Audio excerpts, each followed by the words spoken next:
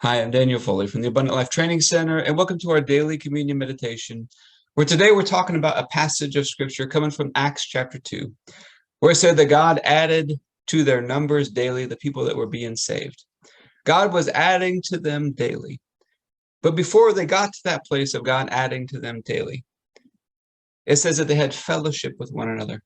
They're fellowshipping. It says they devoted themselves to the apostles' teaching, to the breaking of bread, to prayer. And it talks about how they were breaking bread in each other's homes. There was fellowship, and they were praising God. Lately, we've talked about this, the power of praising God. Yesterday, we talked about the importance of the Psalms tell us over and over to praise his name. We talked about all the different names of God, praising him, that he's the God of peace. He's the God who is our righteousness, the God who sanctifies us, the God who's more than enough, the God of all hope and peace and encouragement and comfort, praising his name. We see this just progression, these series of things that the people were doing. And it ultimately led to God adding to their numbers daily. So we're going to be asking God for help today. This seems to be a pattern in Scripture. Help us to get this right so that you can add to our numbers daily. But why are we taking communion every day? About 10 years ago, I had pretty much no spiritual life whatsoever. I was just doing life on my own without God, doing things my own way. But life wasn't going the way I wanted it to go. At the time, I was running my personal training gym business. And my business started out great, but I got into some tough times where my business is very up and down. I got some months where I'm losing thousands of dollars in a month. And I remember getting to the place of just going for a walk with my wife around the neighborhood, telling her over and over, there's got to be a better way to live. It wasn't for a lack of seeking and searching, because I've been traveling all over the country, studying with some of the best health and fitness experts in the world, taking books or reading books, taking courses, going to seminars. Not just health and fitness, but other areas like purpose and leadership and business, relationships, finances. But I wasn't finding what I was looking for. And then one day I came across a challenge to start reading one chapter from the book of Proverbs.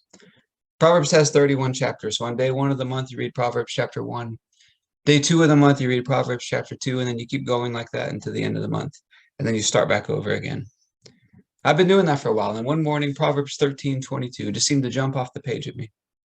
It says, a good man leaves an inheritance for his children's children. And that verse got me thinking, what's the most valuable thing we could pass on to future generations? Well, the Bible tells us that wisdom is the principal thing. And so I made a commitment. I want to pass on manuals and lessons and teaching for all the different areas of life. Areas like purpose and health and family and finances. But when I got started, I had no clue where to start. So I began to seek after God. I began to totally immerse myself in the things of God. He began to show up, began to teach me, began to train me. My relationship with him began to grow. And over the course of about 10 years, I just began to document what he was taking me through, to begin to record my journey. It wasn't always easy all the time. I had to unlearn some old things, had to learn a new way to live. But we make God the source. We make God the center of everything. Had to put off some old ways. I found myself at times in some impossible looking situations, only to see God just continue to show up and come through over and over again. And over the course of about 10 years of just recording my journey, it turned into this whole program we have now called the Abundant Life Blueprint, with a series of books and courses and now partners. But out of everything we do in the Abundant Life Blueprint, I believe the most important thing is daily communion. Daily communion is what I call the number one table turner for all of life. Has the ability to just turn things around and change the trajectory of our lives going forward. Jesus says, as often as you do this, remember me. We see this example in the book of Acts. The fellowship of the believers, they're breaking bread together. As often as you do this, it says every day. They were doing it in their houses. Remember him. Helps us to abide in him so that our lives produce much fruit. The Apostle Paul says every time we take communion, we're proclaiming the death of Jesus, which in the case of a will or an inheritance, nothing happens until you prove the death. So in a way, communion is like an activation of all these benefits that are found in the new covenant. But it's also important we take it the right way. Every time we take communion, to take it with the fear of the Lord, but deep awe and reverence and honor for the sacrifice of Jesus. And I think it's important we remember both sides of the cross. On one side, we remember all that he suffered for us. But on the other side, we remember what his suffering means for us, how he connects us back to God, gives us this new covenant with God. So the process we typically use, we start with about a 2-minute long prayer that's mostly scripture, coming from Ephesians chapter 1 and the prayer of Jabez found in 1 Chronicles chapter 4. And then we take a few minutes to examine ourselves, because the Apostle Paul says some people are weak and sick and they die early because they don't examine themselves before taking communion. And if communion has the power to do that in the negative, I believe it has the power to make us healthy and strong and give us long life if we take it the right way. And then after our time of communion, we've been talking about some practical physical workout tips and advice. Because I truly believe physical exercise is meant to teach us how to exercise our faith. So let's get started with our prayer. Heavenly Father, I pray for all those who are watching or listening, their families, all those connected to them, and all of our church and governmental leaders. Thank you for releasing us from darkness and transferring us into the light, into the kingdom of your dear Son. Thank you for your purpose and grace given to us in Christ Jesus before time ever began. Thank you that Jesus was smitten for us so that you could fight for us. And I keep asking that you, the Father of glory, would give us the spirit of wisdom and revelation so that we would know you better, that the eyes of our hearts would be enlightened to know the hope to which you've called us, and the riches of your glorious inheritance that is in us, and the immeasurable greatness of your power to us who believe, the same power that you exercised in Christ when you raised him from the dead and seated him at your right hand in heavenly places, far above all rule and authority and power and dominion and every name that is named, not only in this age, but also in the one to come. And you put all things under his feet and made him to be the head of the body, the fullness of him who fills all in all. And Father, I ask you to bless us, to make your face shine upon us and let us find grace and favor in your eyes. Expand our borders and our territory. Expand our capacity to receive your purpose and grace, your love and your goodness, and to let it flow through us so that we do good and are a blessing to people all over the world. Send us opportunities to do good and be a blessing today, and help us be sensitive to those opportunities. Keep your hand on us and help us do today what's right and best in your eyes, and do it with peace and joy and confidence in you.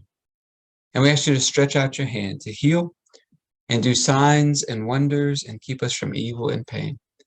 Through the mighty name of Jesus. Amen. All right, we're going to go through the other half of prayer.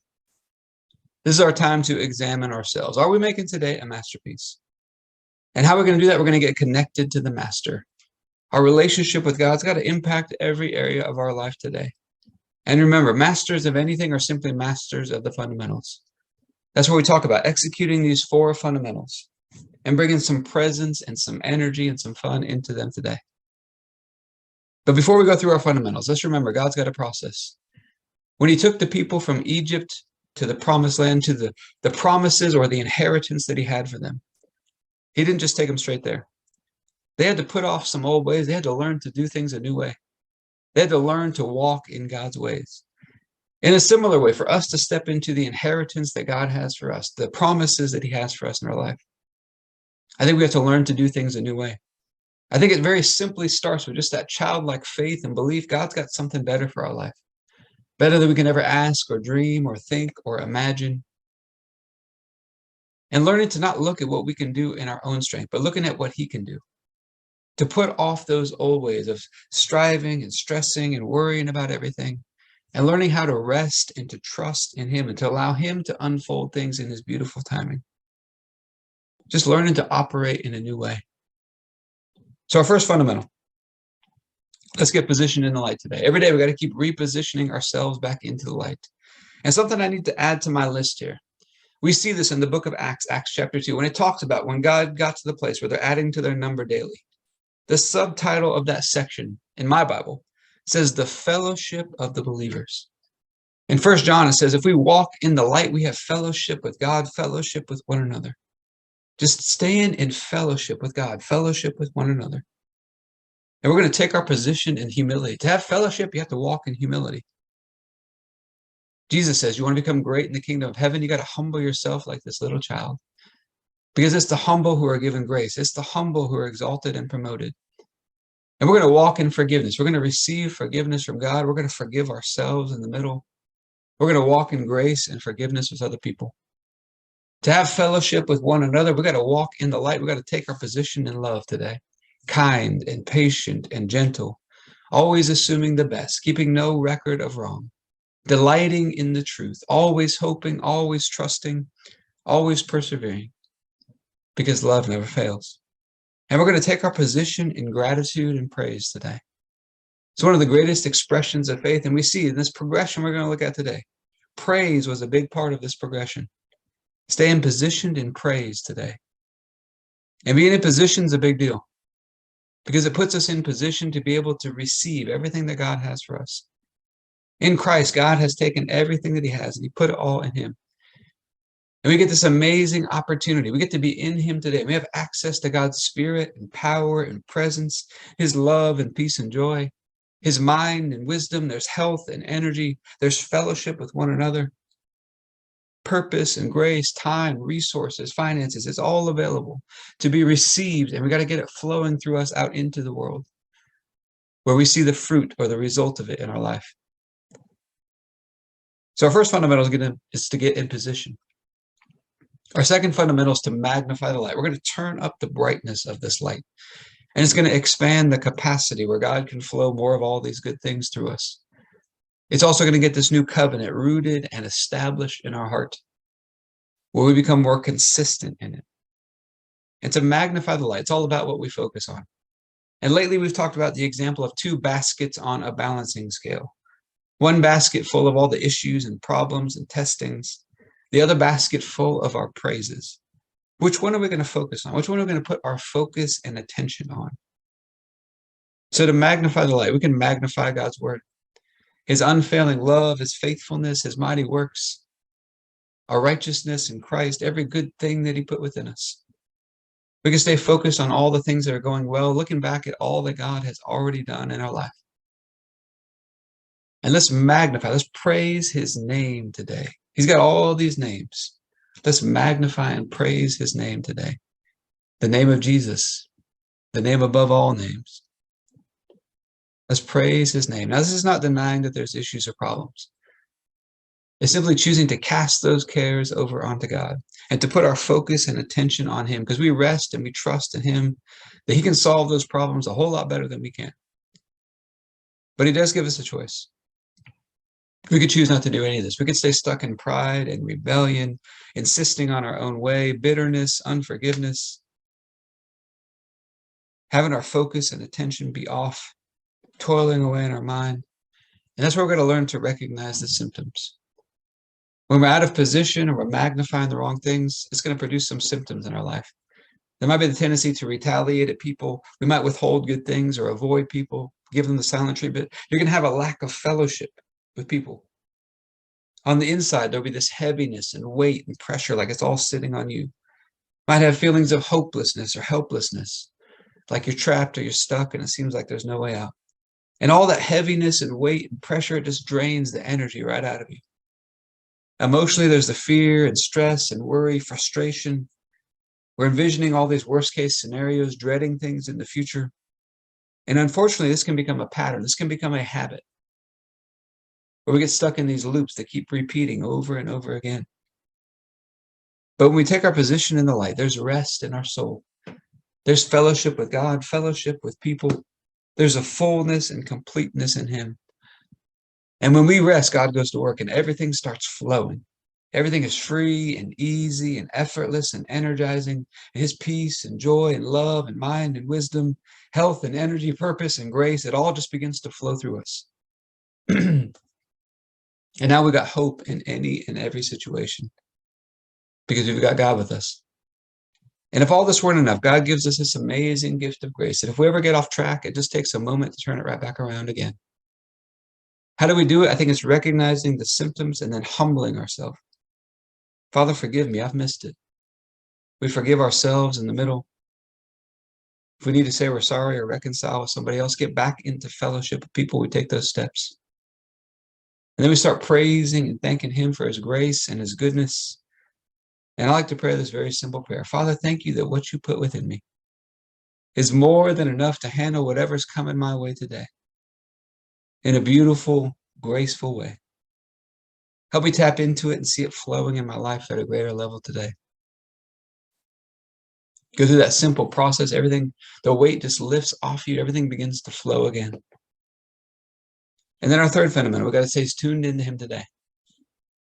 Lately, we've talked about when you begin to magnify, it also begins to amplify, where we hear more clearly from God on the inside. Every day, we got to stay tuned into him because he's trying to teach us and navigate us throughout the day. My favorite way to do this is with a journal before bed. And lately, we've talked about installing what we call some filters at the top of our journal. These filters are just short phrases, maybe a statement that we keep rewriting every night at the top of our journal as a way to reinforce God's standards for our life. So this filter could look like something like the following. God is working continually for my good. I'm going to do continually good for others. And that short phrase just helps to navigate us throughout the issues and pressures of the day. And then I like to start my journal with gratitude and praise to get in position, and then to magnify what went well today. What are all the ways I saw God showing up today? Because the more we look for them, the more of them we're going to see. And then I like to ask this question, God, what are you trying to show me today? And just get still and listen. Whatever comes into my mind, just begin to write those things down. And then we got to stay tuned in throughout the day. Every day he's trying to teach us and navigate us, but we got to stay tuned in. If you ever feel like you're losing that connection with him, just take a couple of minutes, just slow down, get aware of his presence with you. Think of it like plugging in a phone. You're going to get powered up in him again. And then our fourth fundamental, we're going to do what we know to do today. The final thing I like to do in my journal is to plan out the upcoming day with God. And I've learned to stick with, what do I know to do? Because sometimes I was getting out ahead of God. I'm toiling away, trying to figure things out, trying to force things to happen, trying to take action on things that maybe it's not quite time for that today. On the other side, sometimes I was procrastinating on things that I knew to do. It can be easy to come up with all kinds of reasons why not to do the things we know to do. So I've learned to stick with, what do I know to do today? That becomes the plan for the day. And then we wake up like a kid on Christmas morning, excited for the day because this is the day that the Lord has made. And we remember this very important principle that the first thing out of our mouth every morning sets the tone for the whole day. And as I began to learn about this, I began to seek God. What's the best thing for us to say first thing in the morning? I felt like he was taking me back to Genesis chapter 1, the very first words we see God speak in the Bible. Let there be light. So I began to start my days this way. The very first words out of my mouth, let there be light. And it's amazing how just such a simple little thing brings a different energy into the day. Then we get connected with him. We start praising and thanking him. We start walking out that plan together in partnership with him today. Full confidence that he's right there with us every step of the way. And when we get to that place of confident faith, his grace begins to surge through us. He begins to go to work. He begins to beautify our lives. He begins to add to us. Not us adding to ourselves, but him adding to us. These beautiful and perfect gifts from above. And beauty is attractive and magnetic and just begins to pull more and more of everything God has for us into our life. So let's take a look at the scripture.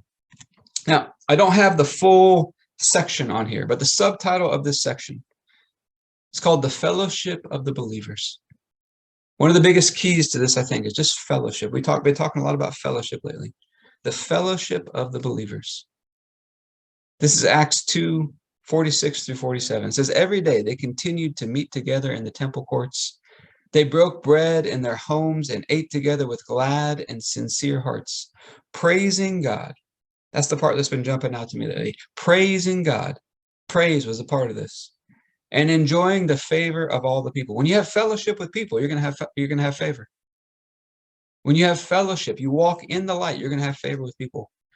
And what happened as a result of this fellowship? What happened as a result of them breaking bread in their homes, taking communion, fellowshipping with one another, praising God, led to favor, and then it led to, and the Lord added to their number daily those who were being saved. God began to add to them.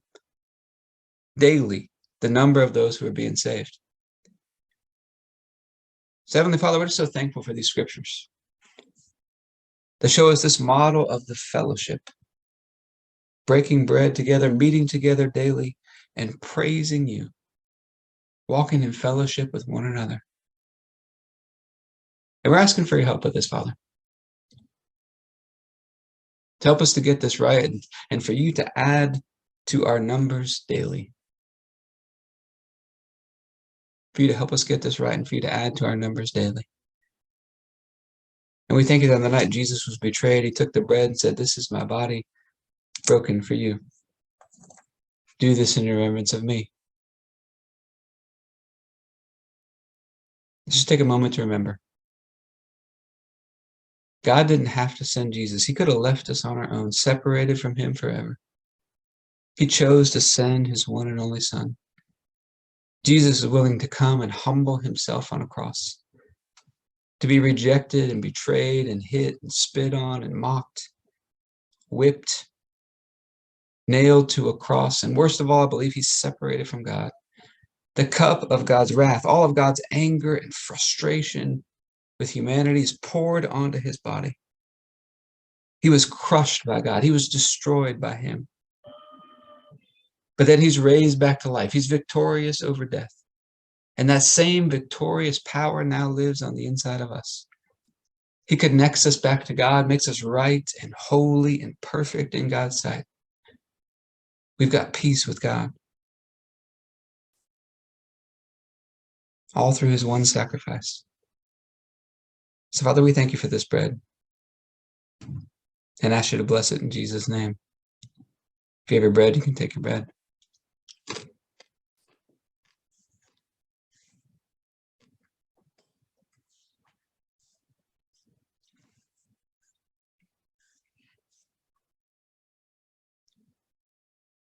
And after supper, Jesus took the cup. He said, "This is the cup of the new covenant, in my blood, poured out for the forgiveness of sins for many." It's the forgiveness of sins that releases us from darkness, transfers us into the light. We can have this covenant relationship with God, this blood-sworn oath that God is with us, he is for us, he'll never leave us or forsake us. He's working continually for our good. He's fighting for us. So, Father, we thank you for this blood, this cup, and ask you to bless it in Jesus' name.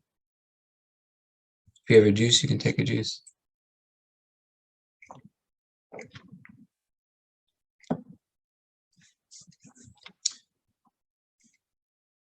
All right. One of the exercises on our daily communion workouts, I think it's a basic fundamental exercise we want to get good at, is lunges, walking lunges, or you can do different varieties of lunges.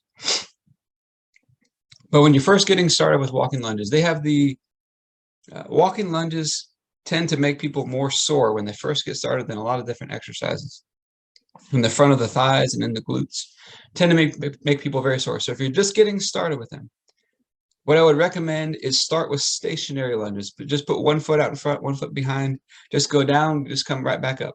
Don't walk with them yet. Then after you've done that for a little while, you've gotten used to them, start by walking, but just do a few steps. I usually start people with maybe something like, I don't know, maybe 8 total steps, 8 to 10 total steps. No weights, nothing, just body weight only. And get used to them and then start building up from there. And then eventually you can add weights to that with dumbbells in your hands, barbells on your body. But walking lunges are great for balance, great for improving single leg strength, which is important to create some balance along the legs. And they work, a lot of different parts of the legs. Great exercise for the knees and hips and ankles and balance and strength, all kinds of things. But start small and gradually build them up over time. But I hope this has been helpful for you today. If you'd like to learn more about partnering with us in the Abundant Life Blueprint, you go to the AbundantLifeTrainingCenter.com.